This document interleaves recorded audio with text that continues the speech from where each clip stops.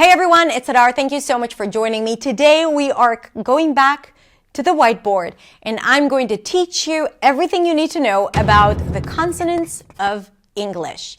This is a consonant masterclass where I take you through the consonant chart, explain it, and talk about all the different consonants in American English. I will teach you what are the things you need to know about each and every consonant in terms of where it's produced, how it's produced, and the quality of the sound if it's voiced or voiceless. These three elements are really important in determining the actual consonant. So we're going to talk about that, and we're going to go through the chart where everything is organized in a very, very clear way, and I'm going to prove that to you. What I'll be using to represent consonants is not the letters of the alphabet, but IPA, International Phonetic Alphabet, and that is what appears on the consonant chart of each language and of English too. So I will be using the IPA, and also I created for you a PDF that you can download with the consonant chart and the different consonants of English, the IPA of the consonants of English and word examples, so you can actually know which consonant it is and what does this IPA symbol represent. So that should definitely simplify your pronunciation practice and work. All right, so what are we waiting for? Let's go to the whiteboard. Okay, so let's first understand the chart. This is the consonant chart of English. And as you can see, all the consonants are already organized on the chart. So we need to understand the meaning of where they're positioned, why that is the case, and that would also help you understand better as to how consonants are produced and organized in the mouth. So there are actually three different elements that we want to take into consideration when it comes to the production of consonants. And this is also going to be the key to understanding how this chart works. First, there is the place of articulation, where the consonant is produced. A consonant is a sound that is stopped, partially stopped, or interrupted. So we need to understand where it is stopped, partially stopped, or interrupted inside the mouth. In the back, in the middle, up in the front, right? In the nose. So we need to understand where each sound is produced, and this is why we have the columns. The columns actually represent the place of articulation, and actually the order of the chart is according to the order of the articulation organs. So here, as you'll see in a second, we have the front of the mouth, right, bilabial, which means the lips. And as you go back, you also go back in the mouth, right? A little further back, all the way until the end. So that is the meaning of the columns right here. So that's the first thing we need to take into consideration, the place of articulation. The second thing we need to take into consideration is the manner of articulation, the way in which the sound is produced. Is it a stop sound? P. Is it a nasal sound? M. Is it a fricative? F. So the rows here represent the different manner in which the consonant is produced. And the last thing we have is the voicing, whether or not the consonant is voiced or voiceless. Voicing is all about the question whether or not the consonant is produced with air only, or the vocal cords are vibrating, creating a sound, turning it into another consonant, even though we still have the same manner and we still have the same placement.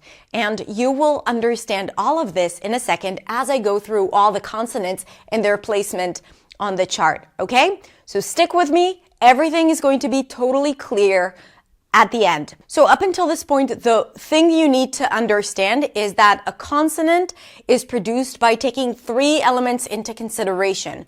One, the place of articulation, where the sound is stopped, partially stopped, or interrupted, the lips, the middle of the mouth, the back of the mouth, the teeth. The second is the manner of articulation. So to produce a consonant, the air needs to come out, and sometimes it's air with voice.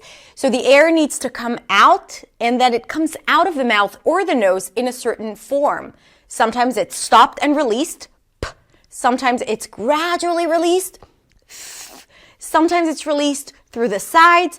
So that is the manner of our articulation, and we need to know the manner of each consonant. First of all, to understand how consonants are organized, but also to be able to produce it effortlessly if English, in this case, is not your first language. Because we do it pretty intuitively without thinking about it when it's our first language, but when we speak a second language, this is where it starts to get a little tricky. So understanding the manner, the placement, and do you remember what the third thing is?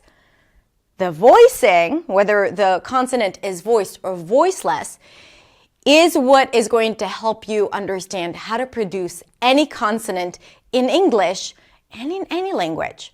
So voicing, just to remind you, is the difference between consonants that are produced where the air is coming out only, s, or air and voice, meaning the vocal cords are vibrating.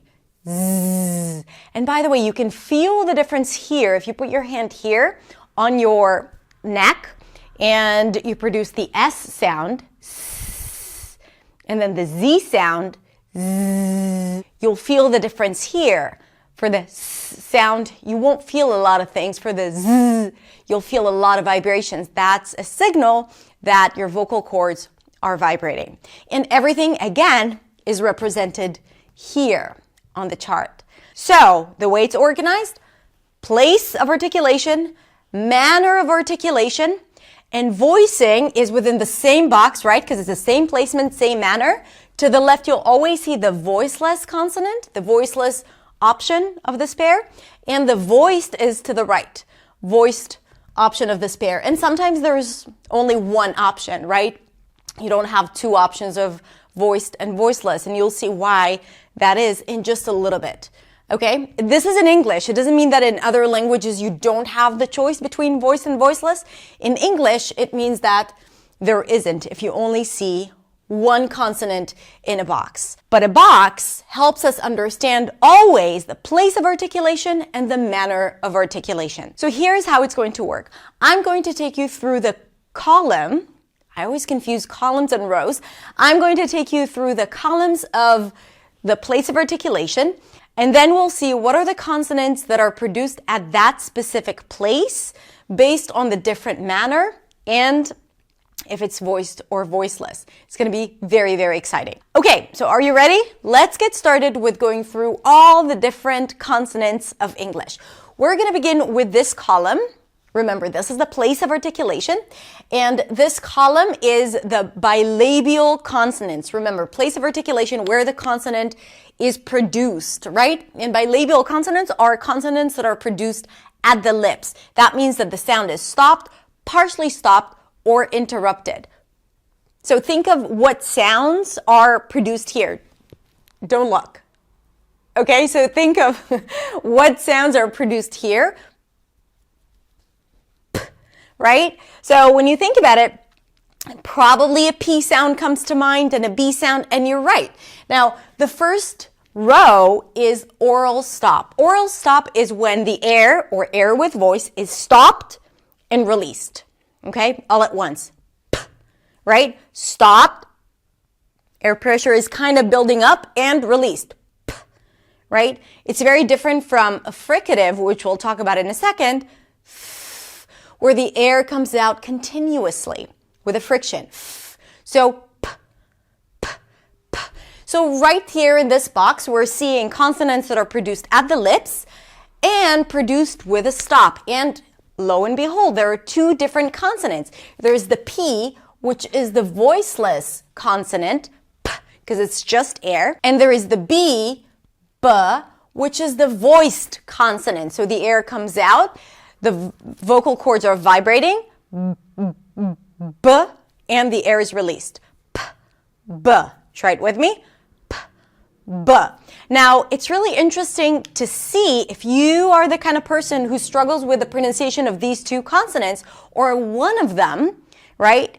you first of all have to ask yourself, okay, why is it so confusing for me to produce one consonant? Because you're already doing what it takes to produce the other consonants. For example, for Arabic speakers, the p sound does not exist, but the b sound does exist. So you're already doing everything right, creating that pressure, stopping the sound and releasing it, doing it with your lips, but you're always activating the vibrations of your vocal cords. And here, to produce the P, all you need to do is just whisper it, P, right? Which means not to activate the vocal cords. It's just the air. P. You know how to produce voiceless consonants. You know how to produce a similar consonant, so there is no reason why you shouldn't be able to produce a consonant within this box. P. Okay? So this is why it's really good to understand how it all works, because then you're like, oh, so it's just the brain playing tricks on me. My mouth is perfectly fine and knows how to produce the sounds that need to be produced in English. Okay, moving on, because we have one more consonant here, and this is the M sound. So the air is stopped in the lips, but this is a nasal stop. So I stop the air here, and the air comes out through the nose. It's like, where do I go? Where do I go? Because the air has to come out, right? So for the P and B, the air kind of like manages to break out through the lips. But for the M sound, the air can't come out through the mouth. So the air is looking for other places to come out, and then it comes out through the nasal passages and through the nose. Nasal consonants in English are always voiced. So you always activate the vocal cords for nasal consonants, as you'll see, always.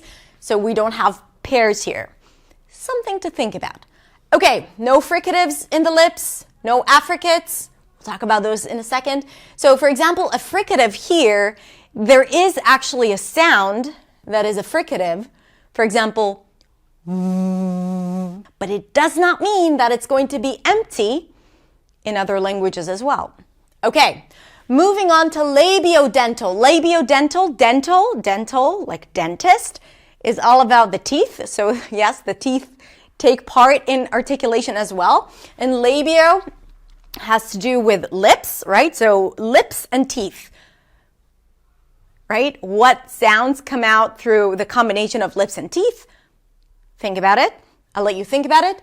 Do we have oral stops in this position? No, right? Ba, ba, that would be an oral stop.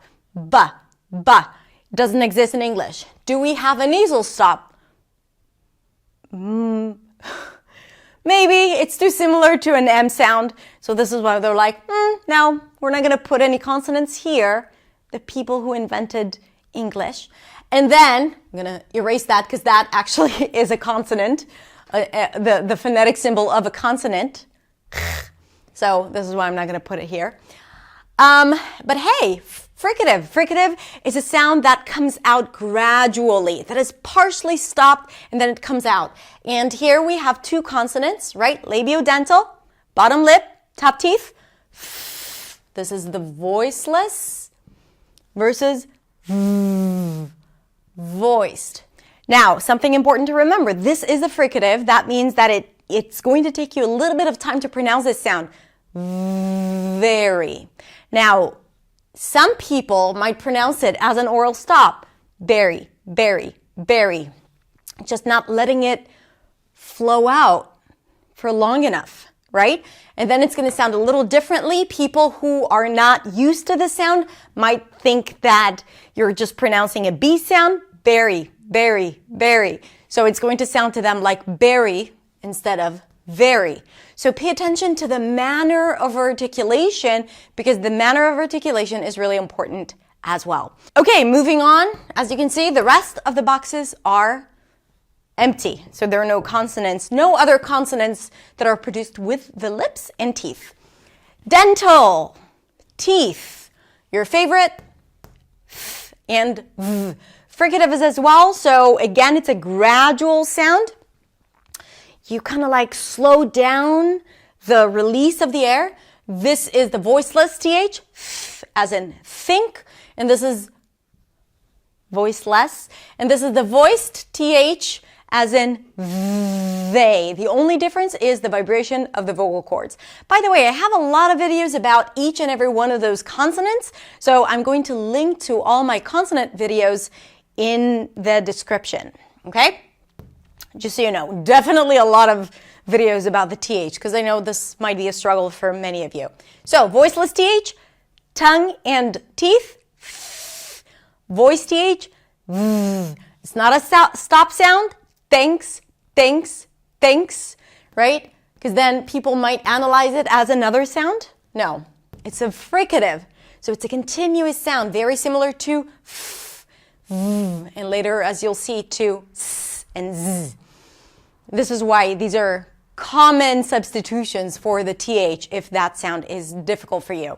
By the way, let's talk for a second about substitutions. If you are a speaker of English as a second language and you're trying to pronounce the f sound, right? And it's hard for you.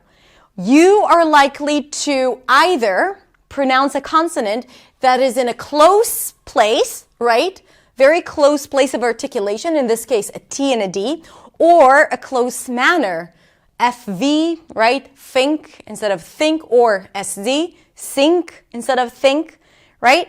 So when you struggle with a certain consonant, you have to look around and first analyze what is the substitution and why you're going there. Because it's either close in articulation placement or in manner. And again, that sheds so much light on pronunciation and how we organize sounds in our brain and why we choose to produce certain sounds in place of others. Moving on, let's talk about alveolar consonants, a very popular column, very popular place of articulation. So the alveolar ridge is that little bump right behind the teeth. Feel it with your tongue. So take your tongue, put it on the back of the teeth, and then kind of like bring it up, like brush or lick the inside of your mouth right through the teeth and then up. And then there is this little bump as your tongue starts touching your gums. And that little bump is the alveolar ridge, okay? So all the consonants that are produced there, many of them, are called tip of the tongue consonants or alveolar consonants. Now, oral stop, the sound is stopped completely and released. So here we have t, voiceless. Remember, the voiceless is always on the left. And now try it with me. D, right? The tip of the tongue is blocking the air here by connecting with the alveolar ridge, right? Blocking the air completely, that's an oral stop, and releasing it. T. The air's like, pff, thank God I'm out. Okay, so that's the T and the D. Now, we also have a nasal stop. The air wants to come out through the nose, is blocked because the tongue is like pushing against the alveolar ridge, but the air still wants to come out, so it comes out through the nose. Try it. Blocking here. Right? That's the N, and that's the difference between M and N. Now, if you tend to confuse those two sounds, notice that the only difference here is the place of articulation. It might be subtle to your ears, but it is still different. Listen. The air is stopped here, right behind the teeth, with the tongue, versus air is stopped with the two lips. Moving on, fricative. So here, the tongue is almost touching the upper palate because, you have to release it slowly. Think of it like a balloon that you're holding the top and releasing air slowly. Right? So that would be the S and the Z. Zzz. By the way, as a side note, for a lot of people, it's not going to be the tip of the tongue that touches the alveolar ridge or the upper palate. It might be this part of the tongue, the body of the tongue. It doesn't matter. If you hear the sound, you're good to go. S is voiceless. Z is voiced. So we have T, D, S, Z. I have to say that the S and Z are slightly to the back, right? The place of articulation is slightly to the back, but it's still considered as an alveolar consonant. And then we have the consonant. It's also an alveolar consonant, but here, this is a new manner of articulation. It's a lateral approximate. An approximate is a sound that the quality is not very defined. It's like, it's somewhere on the verge of a vowel, because you hear the air and sound coming out. It's not fully stopped like p and d and g, right? But it's still considered to be a consonant. So this is the L. For the L, the air is stopped here, but it still flows out through the sides of the tongue, right? The tip of the tongue touches the upper palate. The air is coming out through the sides. That's the approximate, the lateral approximate, okay? So it's like almost a consonant, almost, and it's almost a vowel, somewhere in between. Good. Post-alveolar, if you take your tongue and you kind of like lick the inside of your gums, right? You go through the bump, and right behind the bump, right, there is like this little curve. That's called the post-alveolar placement or articulation. And here, we don't have any stops. T, duh, no, at least not in American English. Nasal stop, we don't have that. But we do have a fricative. Remember, a fricative is when the two organs are almost touching each other, right? It's not fully blocking, almost touching each other, but they're leaving very little room for the air to pass, or the air with voice, and that creates this, sound. Sh. So the place of articulation of a sh sound and a zh sound, which is the voiced pair, right? This is voiceless. Try it.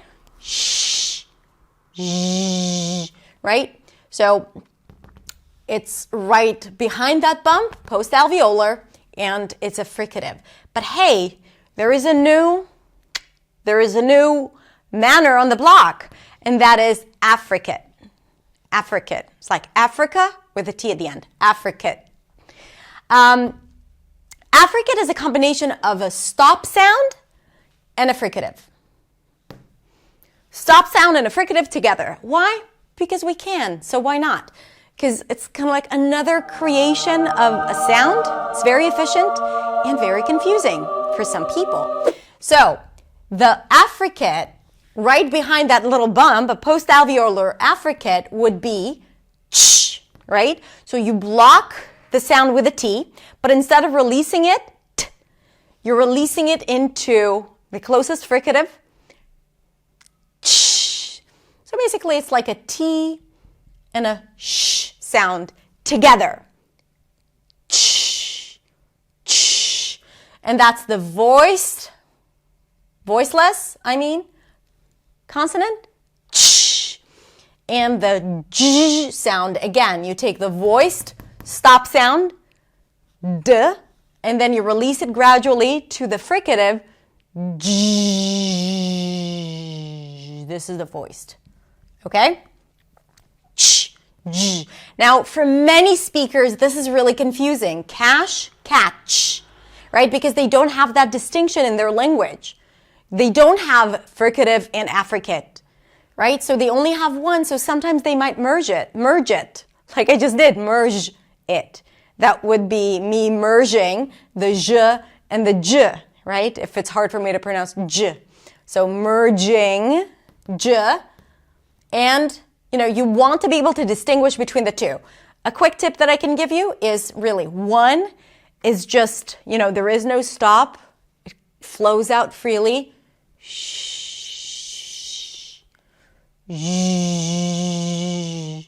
And this one is completely stopped. So you really start with a T sound. You block the air, and then you think of pronouncing a sh sound. Shh. All the air comes out. Same thing here. Pronouncing a D. I hope you're doing it with me. Releasing air. Okay? So that is the affricate. And then we have an approximate. And that, my friends, is the R. Post-alveolar, the tongue is coming up, but it's not as close as the sh and zh. It's further back, but the tongue still directs towards the post-alveolar position. This is why it's like somewhere between a consonant and a vowel, right? I have a lot of videos about the R. I'm not going to teach you how to pronounce the R. I'm just going to tell you it's a post-alveolar consonant and it's an approximate, so you know that it's somewhere between a vowel and a consonant. It's not the scientific linguistic term, okay? So don't use it if you have a test about consonants at the university, but it's just my way of explaining the difference between, you know, the sound and the sh sound, and why this is a little harder to pronounce because it's more vague. And by the way, when I try to teach how to pronounce the R sound, a lot of times I start with the J sound. J, because all you need to do is pull the tongue away a little bit, J, because they're very similar in terms of placement. Food for thought. Okay, so that is the the American sound. No lateral approximate. Actually, there was only one in American English, which is the L. Moving on to palatal. Palatal is the hard palate, that roof in the back, before we get to the uvula that is hanging there, right? The soft part in the back, the velum. So the palate, the hard palate, is up here in the back. So palatal, what do we have here? No stop sounds. No fricatives, no nasals. I feel like a teacher right now. No affricates, but we do have an approximate, okay? And this is, even though it looks like a J, it's not a J, it's a Y sound. This is the Y. I'm gonna put like little Y here just so you remember it, because the letter Y is usually associated with the Y sound, as in yes or yay. But this is the IPA. The IPA of the Y sound. So, yes, it's where the tongue goes very, very close, but not close enough, not too close, to the hard palate. So the back of the tongue rises up. It's not touching. It's not G, G. That would be a stop sound here. G, that sound does not exist. It's not a fricative. Y, Y. Okay, not a nasal sound. So this is an approximate. Y, Y. Then we have velar consonants. That's basically the throat. I want you to think of it as the throat. That's the soft part in the throat and the back of the tongue that usually come together, right? This is how we close the back of the tongue. So for a stop sound, we bring the back of the tongue up, the roof of the mouth, the soft part of the roof of the mouth, down, right? This is a voiceless consonant, and G, G. This is a voice consonant, right? Stop. The air is stopped and released. G. Okay? We actually have a nasal sound here where we block the air. So think of you trying to pronounce the G sound, but the air can't come out. So it's going to come out through the nose. The back of the tongue is up. You're closing. The air comes out through the nose. That's the NG consonant. As in sing, sing, sing, one word, versus sin, where the tip of the tongue is touching the upper palate. The air is blocked here, versus sim, like SIM card, sim, where the air is blocked here, right? So placement matters. We need to start a movement. Hashtag placement matters. So, NG, the air comes out through the nose. We also have an approximate here, the W sound. W. Now, the observant people here might say, wait a minute, you're doing something with your lips for the W. It's produced here. But in fact, the consonant is really produced in the back of the mouth, right? As the back of the tongue goes up, but it's not blocking the air completely. G. It's coming close enough until that consonant, semi-consonant, semi-vowel is produced. W, right? And the lips are also involved in the pronunciation of the sound. Yes, it's true. W. But mainly what creates that sound, W, W, is the back of the tongue. and the lips too. So the lips are also a part of it. Okay, that's it. Lastly, we have the glottal consonant, and this is something that cannot be erased. So this is the glottal consonant. A glottal consonant is produced in the glottis. The glottis is basically where your voice is produced. It's the vocal box. You can even feel it. For men, it's a little more visible right behind your Adam's apple. And the glottis is this opening through which the air is coming out and where the vocal cords exist and live and vibrate. So you have the ability to close it and open it. Close it and open it. So the consonant that we have that is a glottal consonant is as in hi, where the air is restricted here in the glottis, right? Coming out slowly for an H sound. Now, just so you know, we also have a stop sound. It's not a phoneme. It's not like a legit consonant in American English. So it's not marked on the chart in Standard American. But just so you know, there is this thing called, you might have heard it, glottal stop. This is how it looks like. And it sounds something like this. Where you close the glottis, right? The air is stopped and then released. Like in the word wa'a, right? Water in some dialects, where the T is replaced with a glottal stop. Actually, when there is a word that starts with a vowel, like I, usually there is a very small glottal stop at the beginning of the word, because you're not really saying hi, right? You're not saying hi. A lot of times you're adding a little glottal stop. I. So this exists in different English dialects, like the example that I gave you, even in American English, in the word Manhattan. A lot of times people use the glottal stop instead of the T before an N. So this is why I wanted to introduce you to this consonant, because it might be useful.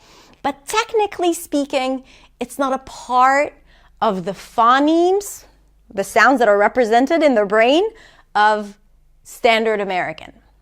What can I do? So, okay. I think that's it. I think we covered everything. Let's go through all the consonants together, and I want you to pronounce them with me and think about the placement, the manner, and the voicing. Bilabial, oral stop, p, b, voiceless voiced, nasal, m. Then we have labiodental, fricative, f, v, voiceless and voiced. Then we have dental, tongue and teeth, f, v, voiceless and voiced. Then we have alveolar, stop, t, voiceless, d, voiced, n, nasal, s, fricative, voiceless, z, fricative, voiced. The L, lateral approximate. Then we have post-alveolar, fricative, sh, voiceless, versus zh, voiced, ch, affricate, stop and then a fricative, voiceless, j, voiced. And then we have the approximate, right, where the tongue is kind of pointing towards the post-alveolar position. Palatal. We only have an approximate, and that is the y sound. Then we have velar, a few consonants here, k and g, the stop sounds, right? K is voiceless, g is voiced. And g, the air is blocked as the back of the tongue goes up against the roof of the mouth and the air comes out through the nose, and g. And w, we also incorporate the lips here. And finally, we have the sound, a glottal fricative. We also have the glottal stop, where you stop the air and release. That's it. These were the consonants. Now, the question I have for you is, which consonant is the most difficult for you to pronounce? and whether or not understanding how it's organized, where it's supposed to be placed, what's the closest consonant that you have in your native language or that is easy for you to produce, and can you understand how to shift from that consonant to the consonant that you want to pronounce?